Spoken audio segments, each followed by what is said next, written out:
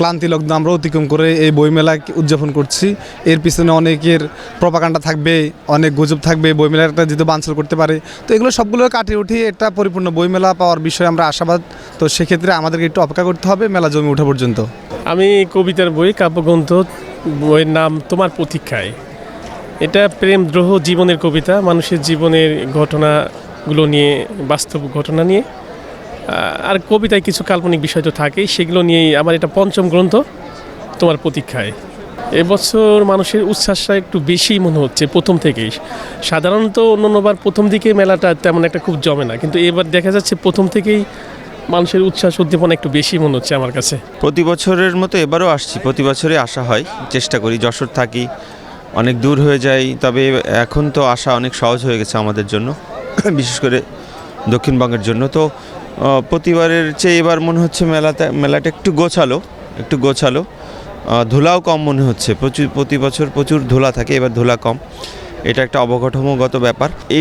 গতবারের চেয়ে এবারের যে মানে পার্থক্য যেটা দেখলাম সেটা হচ্ছে আপনার এই যে আল মাহমুদের বই বা এরকম লেখকদের বই এবার দেখতে পাচ্ছি বেশি। আগে তো অনেকটা নিষিদ্ধ ছিল। তো সবাই মত প্রকাশের স্বাধীনতা থাকুক, পক্ষে বা বিপক্ষে, এটা আমরা চাই। তো এবার মনে হচ্ছে সেটা অন্তত পাওয়া গেছে, এটা একটা বড় পার্থক্য আমার কাছে। এবার আমার একটা উপন্যাস এসেছে, এটা উপন্যাসের নাম গিরিগয়ের উপাখ্যান। একটা পাহাড়ি জীবনটাকে পটভূমি ধরে, এটা কাল্পনিক, সম্পূর্ণই কাল্পনিক বলে, চরিত্র থেকে আরম্ভ করে ওখানকার জীবন আচার, গল্পগুলো সবই কাল্পনিক। আমার ভ্রমণ পিপাসু আমি মানুষ, ওই ভ্রমণ করতে করতে কোনো এক সময় একটা পাহাড়ে গিয়েই পাহাড়ে একটা গ্রাম সম্পর্কে, তাদের সহজ সরল জীবন, সেই জীবনটা কীভাবে কুটিল হলো, বা 500 বছর 1000 বছর আগে তারা কীভাবে বাস করত, এই সমস্ত বিষয় থেকে কল্পনা এবং এই ধারণা থেকে গল্পটা লেখা। ভালো লাগবে, ব্যতিক্রম একটু চিন্তার লেখক, চিন্তার জায়গা আছে। এই বছর এর আগে আমার কোনো স্টলে আসা হয়নি, এবছর আমি একটা স্টলে আসছি। তবে সব মিলে আলহামদুলিল্লাহ ভালো লাগছে আমার। মানে শুক্রবার শনিবার তো বিশেষ দিন, ওই দিন প্রচুর মানুষ আছে, বিভিন্ন জায়গা থেকে আসে, তারা বিভিন্ন ধরনের বই নেয়। যেমন কিছু কিছু মানুষ আছে তারা মানে পূর্ব থেকেই উইশ লিস্ট রেডি করে সেখান থেকে এসে তাদের পছন্দের বই নিয়ে নেয়। কিছু কিছু মানুষ আছে যে তারা আসে, পছন্দ করে দেখে, তারপরে নেয়। আবার বিশেষ উপলক্ষ যেটা, সেটা হচ্ছে অনেকে ছবি করতে আসে, সুন্দর সুন্দর স্টল দেখে, এটা তো আরও বেশি ইন্টারেস্টিং। আর সব মিলে আলহামদুলিল্লাহ অনেক ভালোই।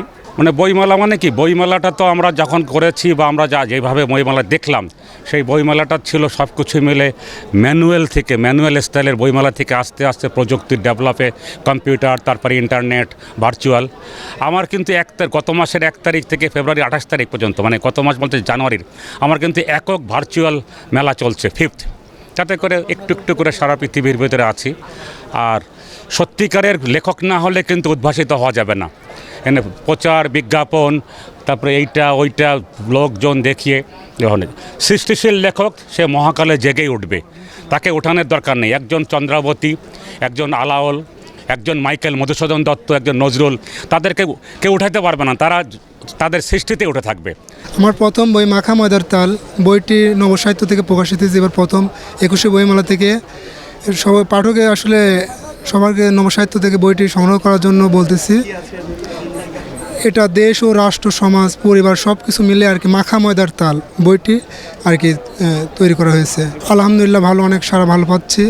আগামীতে আরও ভালো কিছু পাবো, যেহেতু শুরু আজকে মাত্র 9 তারিখ, সামনে আরও অনেক দিন আছে, আরও ভালো কিছু পাবো আশা করা যাচ্ছে। এটা বিপ্লবের পরে যে একটা মেলা, আমরা বিপ্লবের মতোই দেখতেছি, স্টলও বাড়ছে এবং পাঠকদের সংখ্যাও বাড়ছে, মোটামুটি ভালো পাচ্ছে সারা।